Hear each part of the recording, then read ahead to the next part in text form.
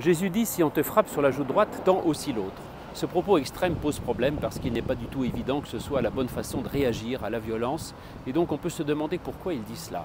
Bien sûr, on peut l'interpréter d'une façon édulcorée en disant que l'important c'est de ne pas se venger et qu'il est toujours bien que quelqu'un à un moment donné laisse passer la violence sans répondre de façon à désamorcer la violence. Mais cela n'explique pas pourquoi quand même il dit cela de cette façon extrême. Alors les pères de l'Église ont voulu le lire d'une façon allégorique en disant il ne s'agit pas de gifles réelles ou de joues réelles, mais il s'agit en fait de façon de se présenter à l'autre.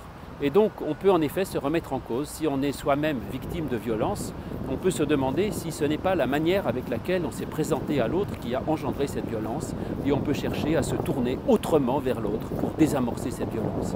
L'idée est belle, mais il ne faudrait quand même pas faire dire que la victime soit coupable de ce qui l'accable. Autre logique, plus astucieuse encore, c'est de dire que en fait, le juste n'a que des joues droites, c'est-à-dire que des bons côtés. Et donc, Jésus ne dit pas que si on te frappe sur la joue droite, il faut tendre la joue gauche, mais il dit tends l'autre, sous-entendu l'autre joue droite. Parce qu'en fait, il faut sans cesse retourner vers l'autre son meilleur côté et toujours réagir au mal par le bien sans jamais désarmer. Parce que c'est la manière avec laquelle on peut convertir l'autre. Et ça, c'est également ce que dit Paul quand il dit « ne sois pas vaincu par le mal, mais vainqueur du mal par le bien ». C'est aussi la solution d'ailleurs que proposent les pacifistes, enfin les tenants de la non-violence, en disant qu'effectivement par la non-violence, on peut parfois lutter contre la violence et la désarmer. L'idée est belle, mais le problème c'est que ce n'est pas toujours vrai. Et si jamais je tends l'autre joue et que l'autre en profite pour mettre une autre claque, non seulement moi j'aurais perdu parce que j'aurais été de nouveau victime de la violence, mais aussi j'aurais en quelque sorte encouragé la violence et j'aurais été ainsi complice d'une augmentation de la violence. Et donc il faut se dire que probablement que le commandement de Jésus là n'est pas fait pour être appliqué tel quel. Une fois de plus, Jésus ne cherche pas à donner des règles de morale applicables, mais il est là pour donner deux choses. D'abord, des questionnements. Quand on lit ce passage, eh bien, on est soi-même questionné par rapport à la manière avec laquelle on réagit au mal. Et on se dit, certes, Jésus exagère, mais en fait, moi, comment est-ce que je réagis au mal? Et est-ce qu'il est bien parfois de ne pas réagir? Et si je dois réagir, comment dois-je réagir? Ce sont là de bonnes questions, et c'est à partir de ces questions-là que le chrétien pourra trouver dans chaque situation la réponse qui est adaptée.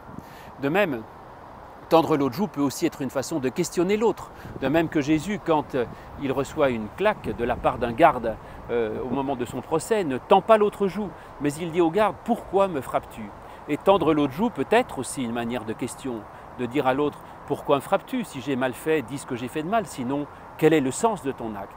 Le questionnement est toujours une bonne attitude, surtout quand on cherche non pas à réagir par rapport à soi, mais par rapport à l'autre, en se disant que l'idéal c'est de comment faire comprendre à l'autre que son acte est mauvais.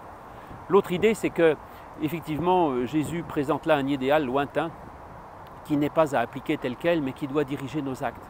Globalement oui, l'idéal c'est d'aimer toujours, de savoir toujours pardonner, de savoir tout donner et de ne jamais réagir que par réaction violente à la violence, mais d'essayer d'être vainqueur du mal par le bien.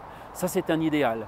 Mais ensuite, pour aller vers cet idéal, parfois il faut prendre des chemins courbes et parfois il ne faut pas être complice de la violence. Et si même on accepte de ne pas réagir par rapport à soi, le chrétien est quand même responsable de l'autre pour lui faire comprendre que son acte est mauvais, et ce peut être aussi par une forme de violence, ou alors il peut être amené aussi à défendre celui qui serait victime de cette violence, et il a là une responsabilité. Donc vous le voyez, la réponse n'est pas simple. La seule chose importante, c'est de se poser la question et de réagir non pas par rapport à soi ou par rapport à son désir de vengeance, mais de réagir par rapport à l'autre et à la situation globale en essayant de trouver de quelle manière on pourra réduire autant que possible la violence dans ce monde afin d'arriver à une paix fraternelle.